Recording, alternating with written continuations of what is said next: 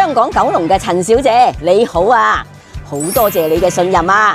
陳小姐之前同我講，佢喺網上買手鐲俾人呃咗3萬蚊，而家都唔敢再喺網上買手鐲啦。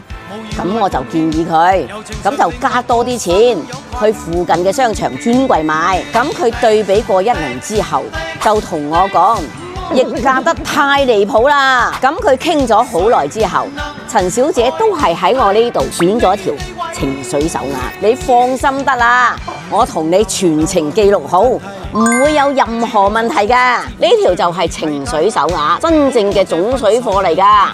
你睇呢個種水冰冰膠膠，喺自然光下都冰潤透手噶。呢種手鐲喺外邊收嘅話，真係唔平噶，翻你幾倍嘅價錢都好正常。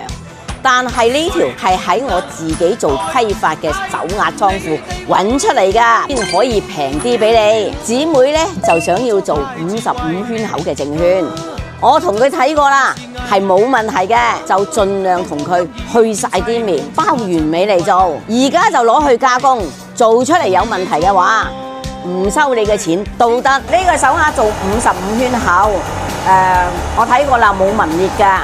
你就啦，我去咗啲棉補厚嚟做啦。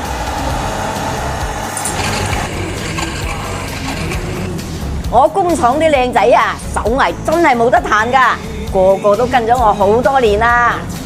哇，好啦，我攞出去自然光睇睇先。你睇圈口啱啱好，戴落去唔刮手，圓潤光滑，正正經經靚貨，一啲都冇走寶，種水全部都放晒出嚟啦。如果你都中意呢啲種水貨，就喺評論區打我想要。